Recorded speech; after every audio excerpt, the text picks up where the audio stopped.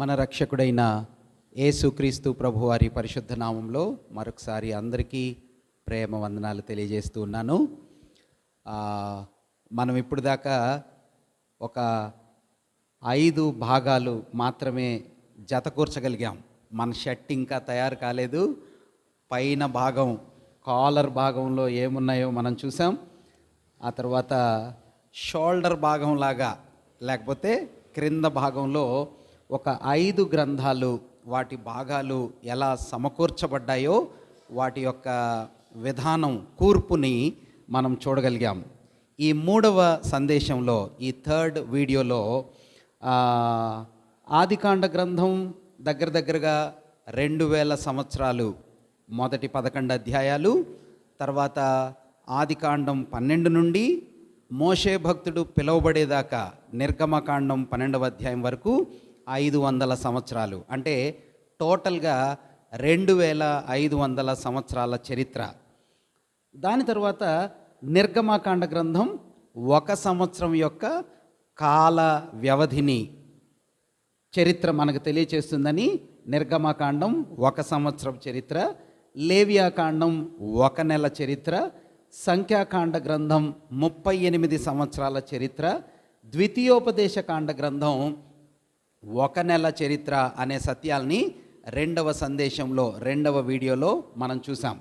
ఇప్పుడు దేవుని పిల్లలైన ఇశ్రాయేలీయులు మోషే భక్తుని యొక్క సారథ్యంలో నాయకత్వంలో యెహోషువ గ్రంథం దగ్గరకు లేక కనాను దేశపు సరిహద్దుల్లోనికి వారు చేరి వచ్చారు.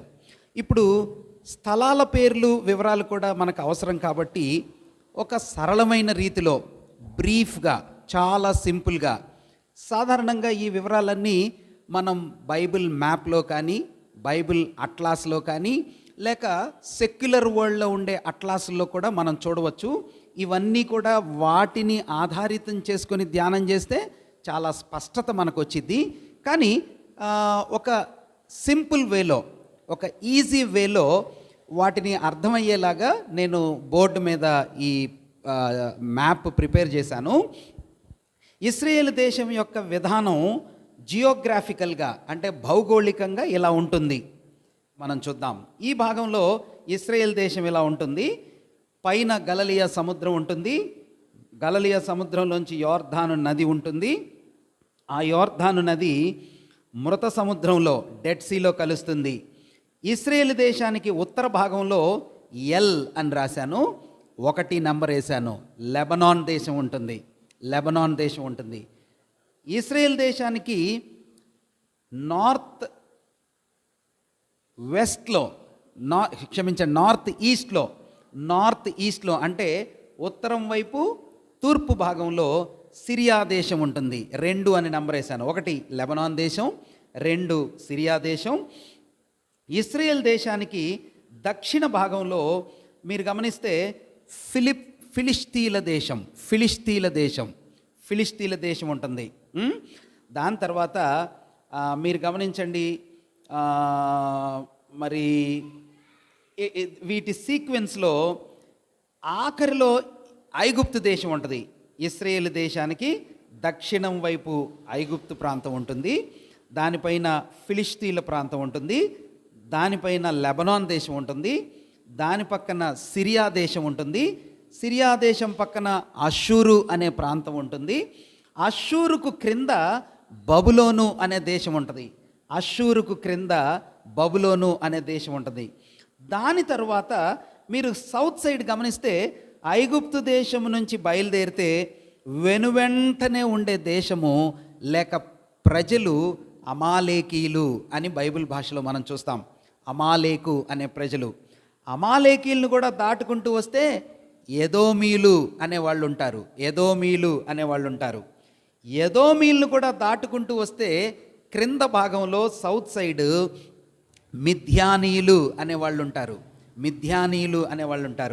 మిథ్యానీయులను కూడా దాటుకొని పైకొస్తే మోయాబు మైదాన ప్రాంతం అంటారు.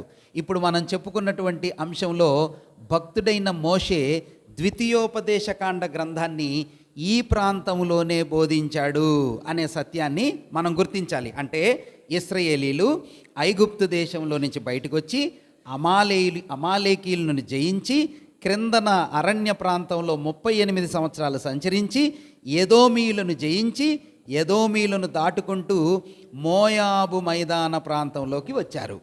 ఇది ద్వితీయోపదేశకాండ గ్రంథం యొక్క జరిగిన స్థలం. ఇప్పుడు ఐగుప్తు నుంచి సీనాయి పర్వతం దాకా, అమాలేకీయులను జయించి సీనాయి పర్వతం దాకా, వాటి వివరాలు నిర్గమాకాండ గ్రంథం. అవి ఈ స్థలంలో జరిగాయని మనం గుర్తించాలి. 38 సంవత్సరాలు అరణ్య ప్రాంతంలో తిరిగి ఎదోమీయులను దాటుకొని సౌత్ నుంచి నార్త్కి వచ్చి మోయాబు మైదాన ప్రాంతం. ఈ ప్రయాణాలన్నీ 38 సంవత్సరాలు క్రింద సౌత్లో చేసిన ప్రయాణాలు ఇదిగో సంఖ్యాకాండ గ్రంథంలో ఉన్నాయి అని మనం గమనించాలి. ఇప్పుడు మోయాబు మైదాన ప్రాంతం నుంచి ఇది యోర్ధాను నదిని దాటి సౌత్ సైడ్ ఒక అటాక్, సెంట్రల్ సైడ్ ఒక అటాక్, నార్థరన్ సైడ్ ఒక అటాక్. యెహోషువ గ్రంథం యొక్క సారాంశం. ద్వితీయోపదేశకాండం తరువాత యోర్ధానును దాటి యెరికో పట్టణాన్ని జయించి, హాయిని జయించి, యెబూసీయుల పట్టణమైన జెరూసలేం, ఇదిగోండి యెరూషలేము పట్టణాన్ని మొదట స్వాధీనం చేసుకొని, లేక ఆ ప్రాంతాన్ని స్వాధీనం చేసుకొని, సెంట్రల్ పార్ట్ని నెక్స్ట్ స్వాధీనం చేసుకొని, నార్థరన్ రీజియన్ని లాస్ట్లో స్వాధీనం చేసుకొని సౌత్ సైడ్ అంటే యెరూషలేము ప్రాంతం, సెంట్రల్ సైడ్ అంటే షోమ్రోను లేక ఎఫ్రమీయుల ప్రాంతం, ఆ తర్వాత నార్థరన్ సైడ్ గలిలయ సైడ్ ఉన్న ప్రాంతం. ఈ 3 ఏరియాస్లో వార్ స్ట్రాటజీ అంటారు. యుద్ధభూమిలో ఎవరైనా వెళ్ళినప్పుడు ఫస్ట్ స్ట్రాంగర్ సెక్షన్స్ని గెలుస్తారు, తర్వాత వీకర్ సెక్షన్స్ని స్టెప్ బై స్టెప్ గెలుచుకుంటూ వెళ్తారు. అలా యెహోషువ గ్రంథం యోర్ధానుని దాటటం, సౌత్ ల్యాండ్ని జయించటం, సెంట్రల్ ల్యాండ్ని జయించటం, నార్త్ ల్యాండ్ని జయించి ఈ ప్రాంతమంతటిని, ఇశ్రాయేలీల ప్రాంతం అని పిలువబడే కనానీయులు ఉన్న ఆ ప్రాంతం అంతటిని జయించి 12 మంది గోత్రాలకు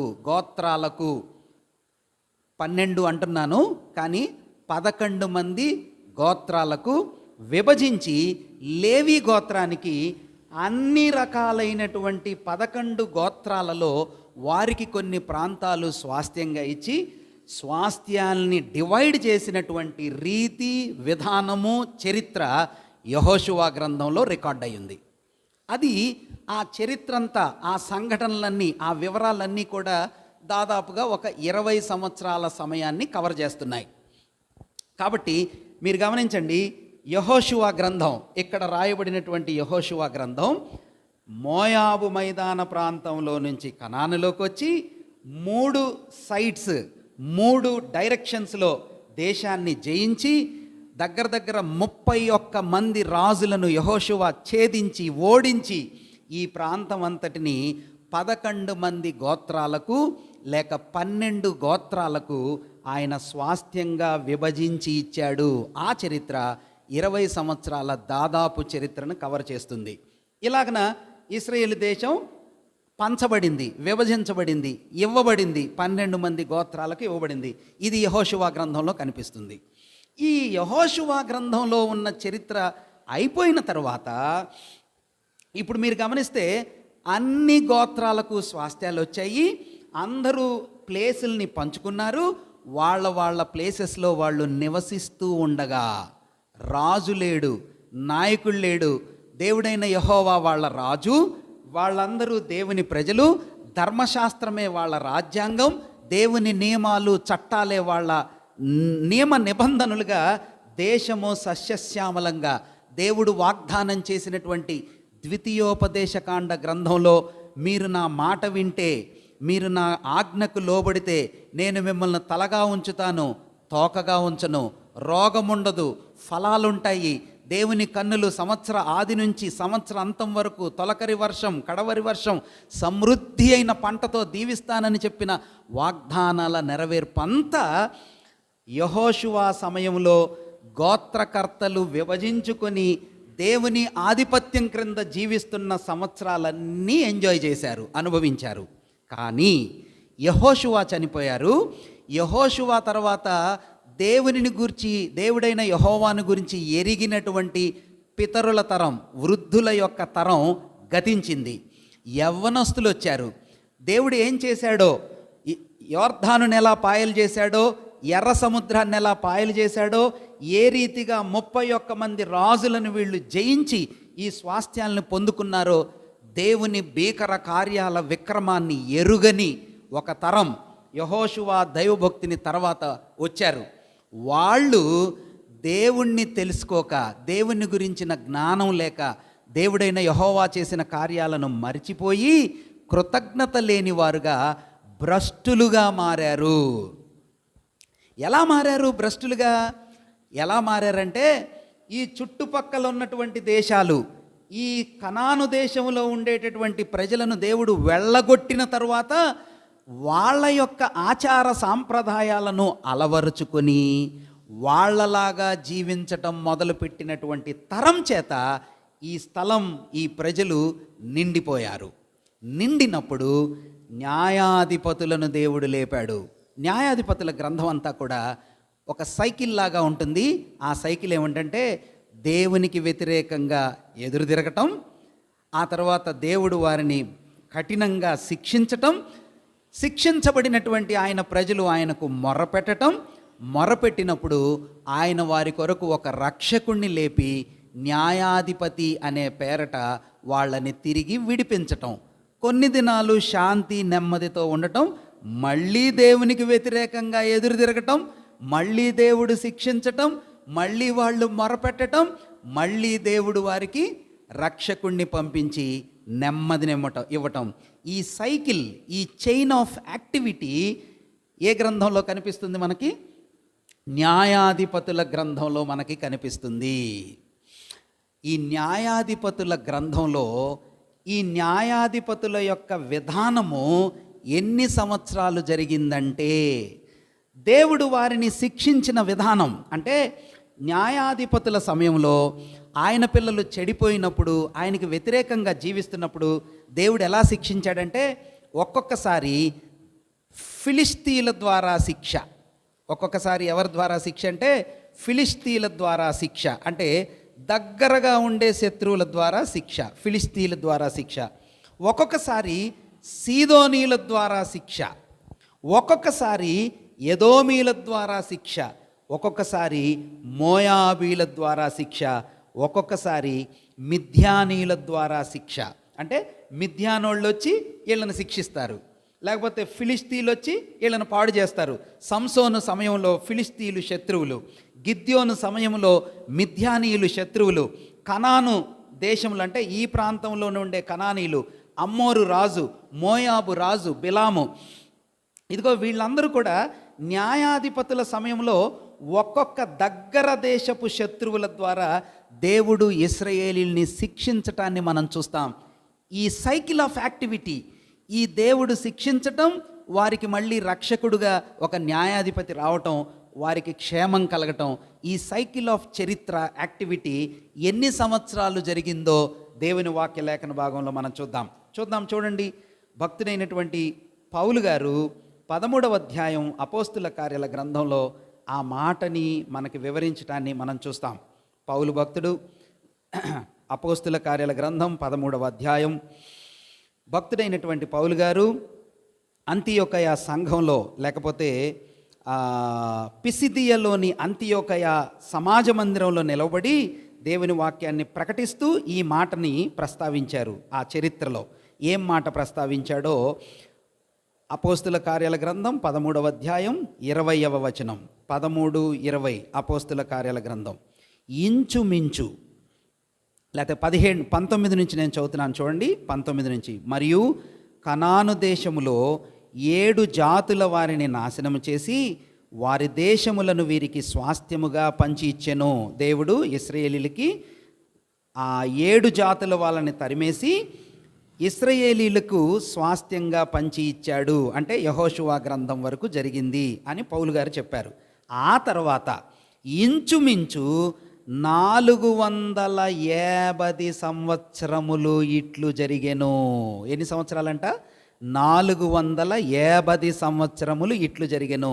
అటు తరువాత ప్రవక్త అయిన సమూయేలు వరకు ఆయన వారికి న్యాయాధిపతులను దయచేసెను. మీరు గమనించండి, దేవుడు శిక్షించినటువంటి విధానం నియర్ ఎనిమీస్. ఈ మాట గుర్తుపెట్టుకోండి, ఎందుకంటే తర్వాత ఫార్ ఎనిమీస్ నుంచి దేవుడు శిక్ష పంపించాడు. అందుకని ముందుగా మాటికి చెప్తున్నా, నియర్ ఎనిమీస్, దగ్గర శత్రువులతో డిసిప్లిన్ చేసినట్టుగా, చెంపదెబ్బ కొట్టినట్టుగా, చెవి మెలేసినట్టుగా న్యాయాధిపతుల సమయంలో దేవుడు తన ప్రజలైన ఇశ్రాయేలీల్ని కాపాడటం, శిక్షించటం, ఈ సైకిల్ ఆఫ్ యాక్టివిటీ ఎన్ని సంవత్సరాలు జరిగిందంట? పౌలు భక్తుడు రికార్డ్ చేసి చెప్తున్నాడు, 450 సంవత్సరాలు. అంటే ఇప్పుడు మీకు ఇక్కడ ఒక క్లూ దొరికింది. యెహోషువ గ్రంథం ప్లస్ న్యాయాధిపతులు, ఈ రెండు కలుపుకుంటే దాదాపుగా 500 సంవత్సరాలు. ఇక్కడ చదివినప్పుడు మీరు ఒక మాటని నోటీస్ చేసి ఉంటారని నేను నమ్ముతున్నాను. 13:20 అపోస్తుల కార్యాల గ్రంథం 13:20లో ఇంచుమించు దట్స్ వెరీ ఇంపార్టెంట్ వర్డ్. ఇంచుమించు అంటే దగ్గరగా, ఇప్పుడున్నట్టుగా డిజిటల్ వరల్డ్ కాదు, ఇప్పుడున్నట్టుగా వాళ్ళకి మనకున్నట్టుగా యాక్యురేట్ కౌంటింగ్ లేదు. దాదాపుగా, ఇంచుమించుగా. ఇప్పుడు మనం నేర్చుకునే పాఠాలు, మనం చెప్పుకునే డేట్స్ అన్నీ కూడా ఈ మాటను ఆధారం చేసుకునే ఉంటాయి. గుర్తుపెట్టుకోవాలి, ఇంచుమించు, అప్రాక్సిమేట్గా, నీరర్ టు ప్రాక్సిమసీ. కాబట్టి న్యాయాధిపతుల గ్రంథం ప్లస్ యెహోషువ గ్రంథం, మోషే భక్తుడు 40 సంవత్సరాలు నడిపించటం, యోర్దాను నది దగ్గరికి తేవటం, వాళ్ళు ప్రయాణాలన్నీ చేసి కనాను దేశం దగ్గరికి రావటం, యెహోషువ దాన్ని ఛేదించి ఆ దేశాన్ని జయించి వారికి స్వాస్థ్యం ఇవ్వటం, వాళ్ళు చనిపోయిన తర్వాత న్యాయాధిపతుల కాలములో వాళ్ళు పరిపాలన రీతిని చేయటం, ఇదంతా కూడా ఎన్ని సంవత్సరాల చరిత్ర అంటే దాదాపుగా ఇంచుమించుగా 500 సంవత్సరాల చరిత్ర.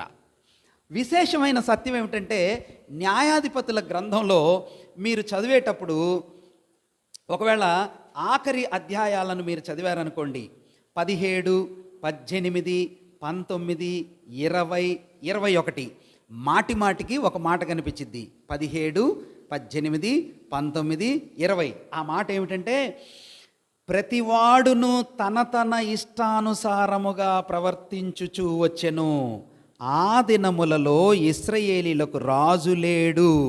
ఈ మాట రిపీటెడ్గా కనిపించింది.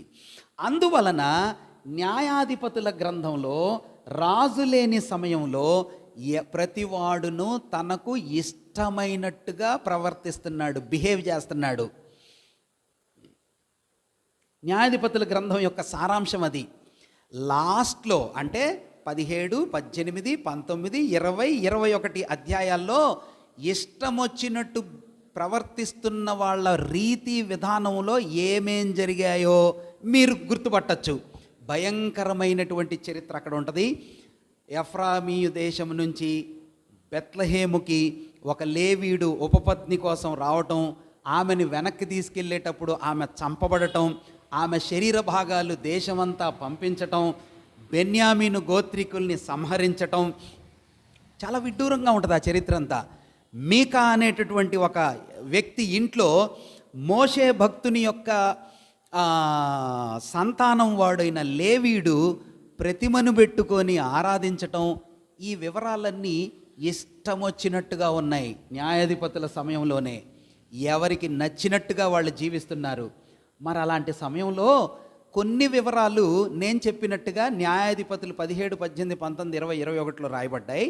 కానీ ఒక ఉదాహరణ, న్యాయాధిపతుల సమయంలో ఒక ఉదాహరణ, ఒక ఫ్యామిలీ యొక్క ఉదాహరణ, ఒక కుటుంబం యొక్క బిహేవియర్ ఎలా ఉందో మచ్చుకకు ఉదాహరణగా చెప్పటానికి ఒక చిన్న కుటుంబపు చరిత్రని దేవుడు తన ఆత్మ ద్వారా మన కొరకు అటాచ్ చేశారు. ఆ గ్రంథమే నయోమి కుటుంబం, ఎలీమెలకు కుటుంబం యొక్క చరిత్రను మనకు తెలియచేసే గ్రంథమే రూతు గ్రంథం. అంటే రూతు గ్రంథం న్యాయాధిపతుల కాలంలోని ఎనెక్షర్ లాంటిది. ఎనెక్షర్ అంటే ఒక మెయిన్ కంటెంట్ ఒకటి ఉంటుంది, ఆ మెయిన్ కంటెంట్కి ఒక చిన్న సబ్ కంటెంట్ని యాడ్ చేసినట్టుగా ఉండేటువంటి విధానం రూతు గ్రంథం. కాబట్టి న్యాయాధిపతుల సమయంలో కుటుంబ వ్యవస్థ ఎలా ఉందో రూతు గ్రంథం తెలియజేస్తుంది. న్యాయాధిపతుల సమయంలో దేశం పరిస్థితి ఎలా ఉందో, సోషల్ కండిషన్ ఎలా ఉందో, రిలీజియస్ కండిషన్ ఎలా ఉందో, ఫ్యామిలీ కండిషన్ ఎలా ఉందో రూతు గ్రంథం, నయోమి కుటుంబం, ఎలీమెలకు కుటుంబం, రూతు గ్రంథం మనకు తెలియజేస్తుంది. అంటే ఇది కూడా న్యాయాధిపతుల కాలంలోని భాగమే అనే సత్యాన్ని మనం గుర్తుపట్టాల. అయితే న్యాయాధిపతుల కాలంలో కుటుంబ వ్యవస్థ ఎలా ఉందో రూతు గ్రంథం చెప్తుంది. కంట్రీ నేషన్ వైడ్ సిట్యువేషన్ ఎలా ఉందో న్యాయాధిపతుల గ్రంథంలో ఆఖరి అధ్యాయాలు తెలియజేస్తున్నాయి. మందిరం పరిస్థితి ఎట్లా ఉంది, దేవుని ఆలయం పరిస్థితి ఎట్లా ఉంది, సమూయేలు మొదటి గ్రంథంలో మొదటి 3 అధ్యాయాల్లో మనకు కనిపిస్తుంది.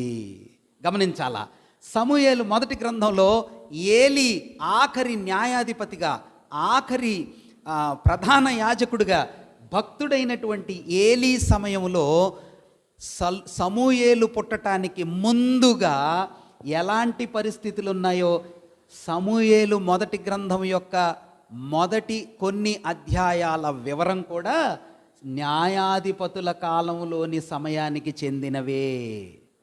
అమ్మా, ఈ మాటలు మీరు గుర్తుపెట్టుకోవాలి. ఒకటి, మోషే నుంచి న్యాయాధిపతుల సమయం ముగించబడేదాకా ఆదికాండం, నిర్గమ, లేవి, సంఖ్య, ద్వితీయోపదేశకాండం, మోషే చరిత్ర అక్కడితో అయిపోయింది.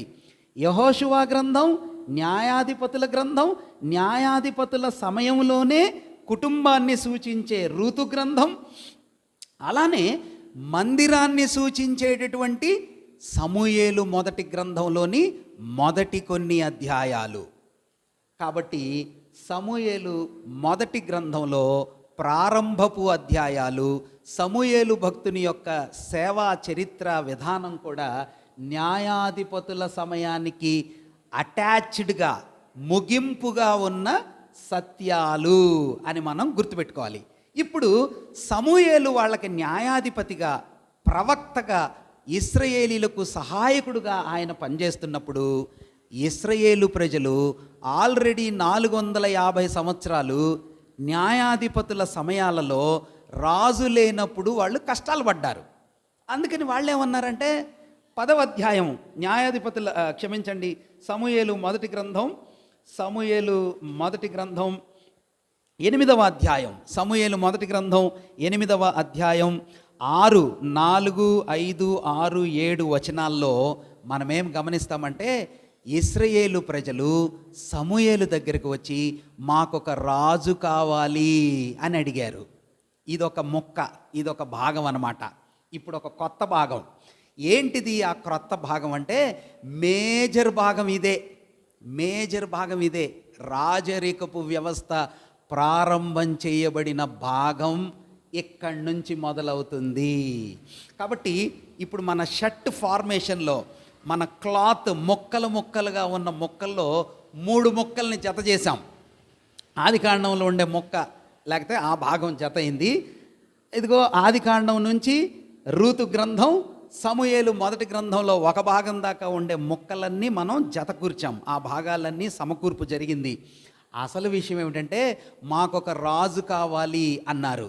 ఆ రాజును కోరుకున్న సమయంలో సమూయేలు దైవభక్తుడు సౌలును అభిషేకం చేసి సౌలుని మొదటి రాజుగా ఏర్పాటు చేశాడు. సమూయేలు గ్రంథం 10వ అధ్యాయం నుంచి ఆ చరిత్ర ప్రారంభమవుతుంది. ప్రియమైన దేవుని పిల్లరా, ఈ మాట గమనించండి.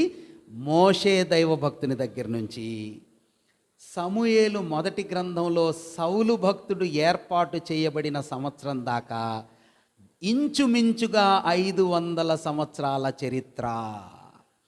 ఆల్రెడీ న్యాయాధిపతులు 450 years అని రికార్డు కనిపించింది. మోషే చరిత్ర, యెహోషువ చరిత్ర ప్లస్ న్యాయాధిపతుల చరిత్ర. సౌలు రాజుగా ఎంపిక చేయబడేంత దాకా 500 years హిస్టరీ. ఇది 3వ భాగం. దీన్ని మనం గుర్తుపెట్టుకోవాలి. ఈ 3వ భాగంలో ఈ గ్రంథాలు మనకి కనిపిస్తాయి. మనం వాక్యాన్ని చదివేటప్పుడు ఈ గ్రంథాలను ఓపెన్ చేసినప్పుడు ఈ సమయంలో గ్రంథాలు, ఈ స్థలాల్లో జరిగిన సంఘటనల వివరాలు అని మన మనసుకు తట్టాలి. అప్పుడు వాక్యం బాగా అర్థమైద్ది. యెహోషువ గ్రంథం చదివేటప్పుడు ఆల్రెడీ వీళ్ళు కనాన్లోకి వచ్చేశారు, ఈ భాగాలన్నీ స్వాస్థ్యాలుగా విభజించుకుంటున్న విధానం అని మనకు తెలియాలి. అది అయిపోయిన తర్వాత న్యాయాధిపతుల గ్రంథం చదివేటప్పుడు వీళ్ళు బాగా స్వాస్థ్యం ఎంజాయ్ చేస్తా మనసులో మదించి క్రొవ్వి కృతజ్ఞత లేకుండా దేవునికి వ్యతిరేకంగా జీవిస్తున్న సమయాల్లో పరిస్థితులను సూచించే గ్రంథం అని న్యాయాధిపతుల గ్రంథం మనకు అర్థం కావాలి.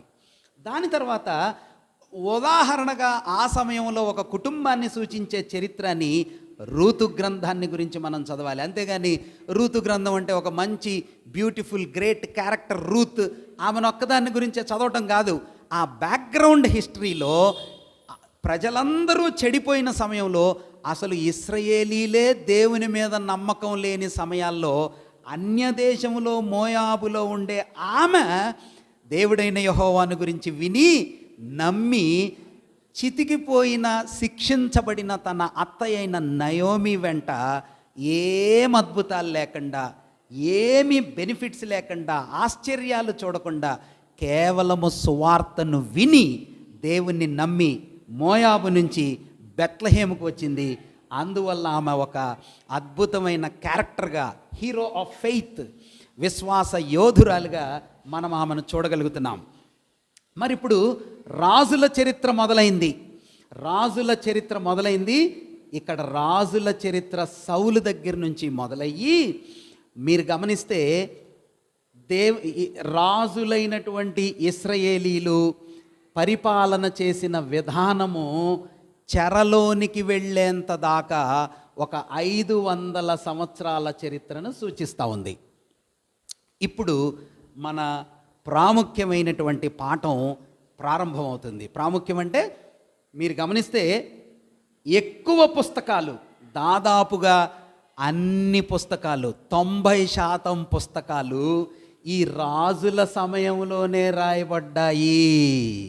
మోషే సమయంలో, న్యాయాధిపతుల యొక్క సమయంలో మొదటి అంటే అబ్రహాము నుంచి రాజు ఏర్పాటు చేయబడిన 1000 సంవత్సరాల్లో హార్డ్లీ 10 పుస్తకాలు కూడా లేవన్నా.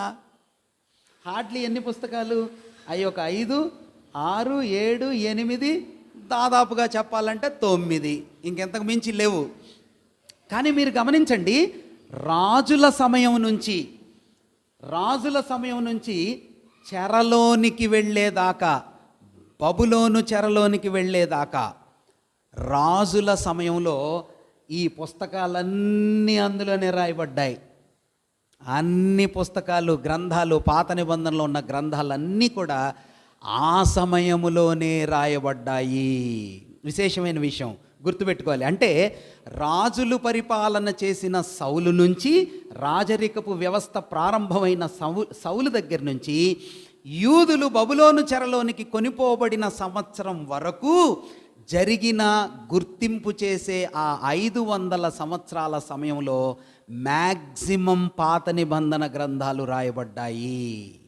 ఆ టైం పీరియడ్ని, ఆ ప్లేసెస్ని, ఆ సంఘటనల్ని మనం గమనిస్తే ప్రవక్తలు, రాజులు, ఆ గ్రంథాల వివరణ మనకు బాగా అర్థమయ్యిద్ది. ఇప్పుడు దాన్ని అర్థం చేసుకోవటానికి, న్యాయాధిపతుల గ్రంథం అర్థం చేసుకోవటానికి ఈ మ్యాప్ని మీరు ఎలాగా చూశారో, శత్రువులు లెబనాన్ దేశం, సిరియా దేశం, అష్షూరు దేశం, ఫిలిస్తీన్ల దేశం, మోయాబు దేశం, ఎదోమీల దేశం, మిథ్యానీల దేశం, అమాలేకీల దేశం, ఐగుప్తుల దేశం, ఇలా చుట్టూ శత్రువుల దేశంలో మధ్యలో కనాను ఉన్నట్టుగా గమనించండి. మధ్యలో కనాను లేక దేవుని పిల్లలు మధ్యలో చుట్టూ శత్రువులే ఉన్నట్టుగా దగ్గర శత్రువులతో శిక్షించబడిన సమయం న్యాయాధిపతుల సమయం. కానీ రాజులు ఏర్పాటు చేయబడిన తర్వాత మొదటి రాజు ఎవరో మీ అందరికీ తెలుసు కదా. మొదటి రాజు, ఇశ్రాయేలీలకి మొదటి రాజు సౌలు. 40 సంవత్సరాలు పరిపాలించాడు. మొదట బాగున్నాడు, కానీ తర్వాత పూర్తిగా పతనమైపోయాడు, చెడిపోయాడు.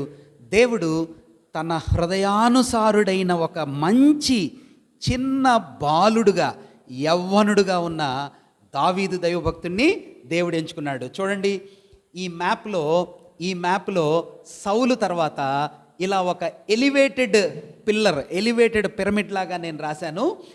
సౌలు దగ్గర నుంచి ఒక గొప్ప రాజు దావీదు సమయంలో ఇశ్రాయేలు దేశం యొక్క చరిత్ర ప్రపంచంలో అన్నిటికంటే ఉన్నతమైన స్థానంలో ఉంది. సిటీ బాగుంది, కల్చర్ బాగుంది, ఆర్ట్ బాగుంది, లా అండ్ ఆర్డర్ బాగుంది, రిలీజియస్ సిస్టమ్ బాగుంది, డెవలప్మెంట్ బాగుంది, పీస్ అన్నీ బాగున్నాయి. విశేషంగా చెప్పాలంటే దావీదు సమయంలో యోర్దాను నది దగ్గర నుంచి ఫిలిష్తీల దేశం దాకా, అంటే మీరు ఈరోజు ఉన్న మ్యాప్ను చూస్తే ఇరాన్ అనే స్థలం దగ్గర నుంచి గాజా అనే సిటీ దాకా, అంటే ఐగుప్తు దేశం దాకా ఇశ్రాయేలీల స్వాధీనంలో ఉంది. ఎంత గొప్ప విషయం! అది దావీదు సమయంలోనే. అందుకనే క్రొత్త నిబంధనలోనూ ఈ రోజుకి కూడా ఇశ్రాయేలీలు ఏం కోరుకుంటారంటే, మాకు దావీదు సింహాసనం మీద కూర్చున్న దావీదు కుమారుడైన యేసు ప్రభువు వారు కావాలి. ఈ రోజు కూడా వాళ్ళు కోరుకునే విషయం ఏమిటంటే, దావీదు లాంటి రాజు కావాలి, దావీదు లాంటి పరిపాలన కావాలి, దావీదు సమయంలో ఉన్న అభివృద్ధి ఐశ్వర్యం మాకు కావాలి అని యేసు ప్రభు వారికి దావీదు కుమారుడు అనే పేరుంది. కాబట్టి ఇదిగో దావీదు ఒక మూల పురుషుడు, రాజరికపు వ్యవస్థలో మూల పురుషుడు. ఈ మూల పురుషుడైన దావీదు దగ్గర నుంచి రాజ్యము సుభిక్షంగా, అద్భుతంగా, ఆనందభరితంగా, విస్తారంగా, అసలు బానిసత్వం లేదు, ఓటమి లేదు, విజయాలతో నింపబడిన చరిత్రగా ఇదిగో దావీదు సమయంలో ఇశ్రాయేలీల చరిత్రను మనం చూస్తాం. కానీ దావీదు కుమారుడైన సొలొమోను మందిరం కట్టాడు. అక్కడ కూడా బ్రహ్మాండంగా ఉన్నారు, పీస్ఫుల్గా ఉన్నారు, చాలా అద్భుతంగా ఉంది. సొలొమోను తర్వాత సొలొమోను కుమారుడైన రెహబాము వచ్చాడు. రెహబాము సమయము నుండి ఈ మాటలు మీరు జాగ్రత్తగా గమనించాలి. రెహబాము సమయం నుండి ఇశ్రాయేలు దేశము రెండుగా విడిపోయింది. ఉత్తర భాగం 10 గోత్రాలతో ఇశ్రాయేలీలు అని పిలువబడే ఇశ్రాయేలు దేశంగా విడిపోయింది. యెరోబాము ఇశ్రాయేలు దేశానికి మొదటి రాజు. రెహబాము మిగిలిన 2 గోత్రాలకు దక్షిణం వైపు యెరూషలేమును రాజధాని నగరగా పెట్టుకొని యూదులు అని పిలువబడే 2 గోత్రాలు మాత్రమే, బెన్యామీను, యూదా గోత్రం, వీళ్ళిద్దరు. రాజరికపు వ్యవస్థలో ఇశ్రాయేలు దేశము 2గా విడిపోయిన తరువాత ఉత్తర దేశాన్ని ఇశ్రాయేల్ దేశం అంటారని, దక్షిణ దేశాన్ని యూదా దేశం అంటారని మనం చెప్పుకున్నాం. యూదా దేశంలో దగ్గర ఇప్పుడు మీరు రాజుల గ్రంథం ఇక్కడ చూడండి, సమూయేలు మొదటి గ్రంథంలో రాజైనటువంటి సౌలు ఏర్పాటు, దావీదు భక్తుని యొక్క ఏర్పాటు, సొలొమోను దైవ భక్తుని యొక్క ప్రవేశం, అది సమూయేలు గ్రంథం యొక్క 2 భాగాల్లో మనకు కనిపిస్తుంది.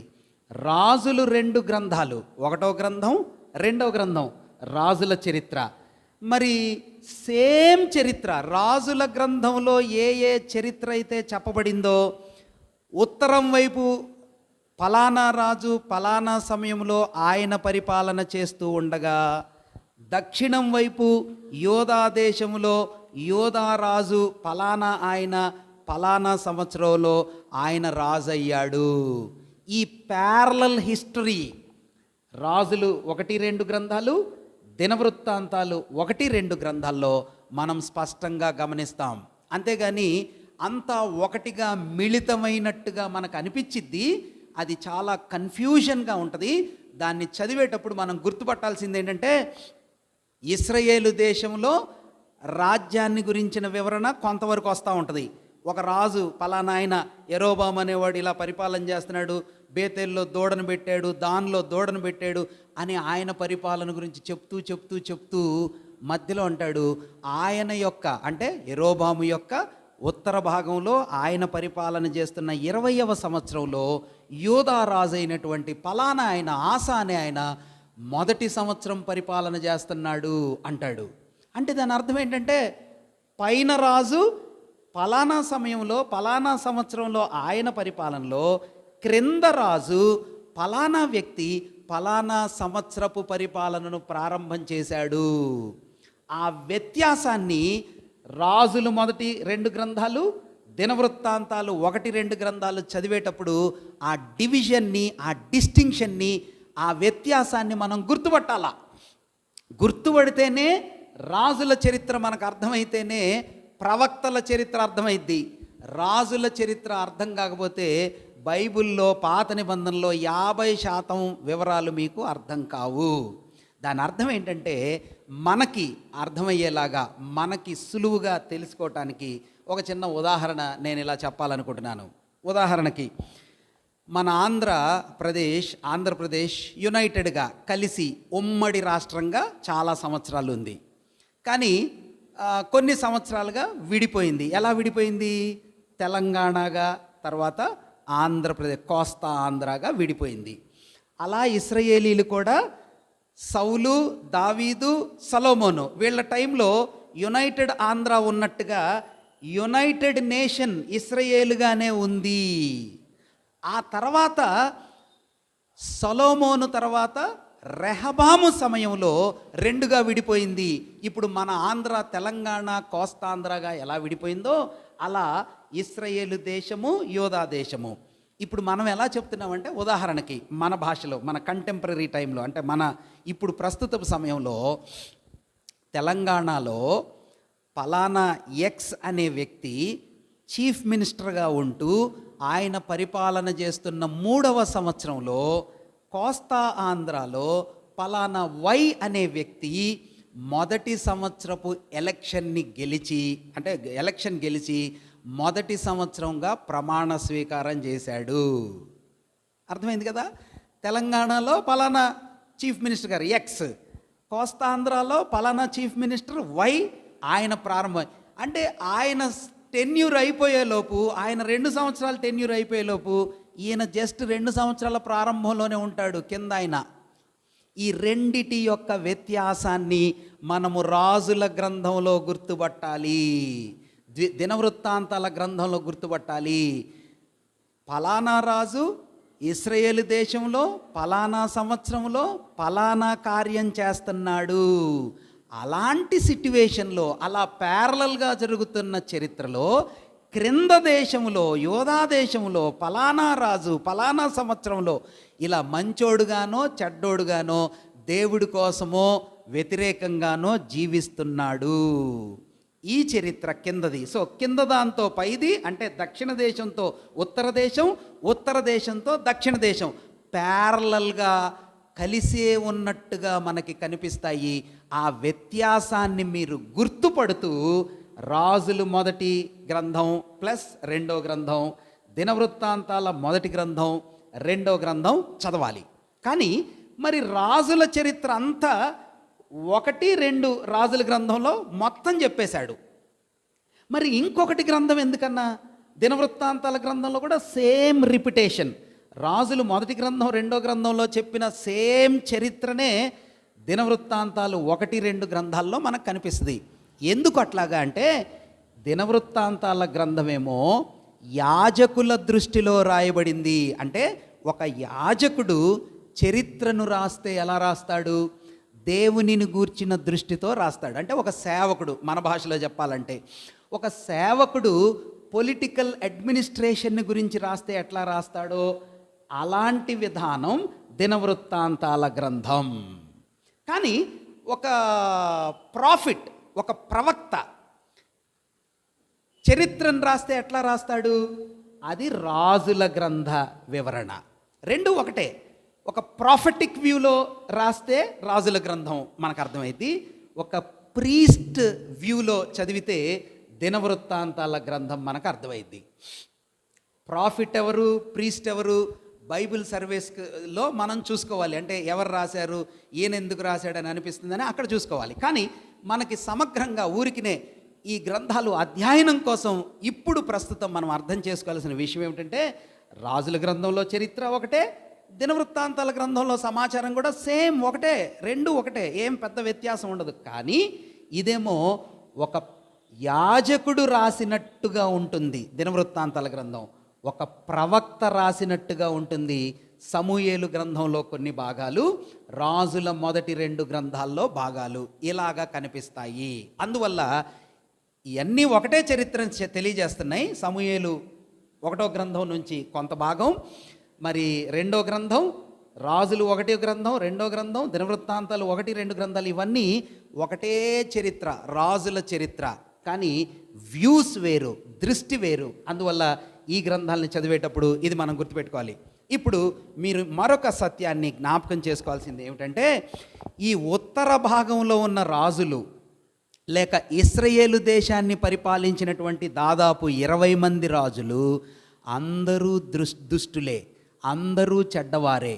ఈ చెడ్డవారైనటువంటి రాజులను వాళ్ళ పరిపాలనలో కొందరు ప్రవక్తలు వాళ్ళని దర్శించి ఆ దేశ ప్రజలకు దేవుడు మిమ్మల్ని శిక్షించబోతున్నాడు, దేవుడు మిమ్మల్ని కఠినంగా మిమ్మల్ని చెరలోనికి పంపించబోతున్నాడు అని నోటి మాటలతో, కొంతమంది చేవ్రాతలతో, 2 మాటలు గుర్తుపెట్టుకోవాలి, through their words and through their writings. నోటి మాటలతో, చేతి రాతలతో ఈ పైనున్న రాజులను కొందరు ప్రవక్తలు,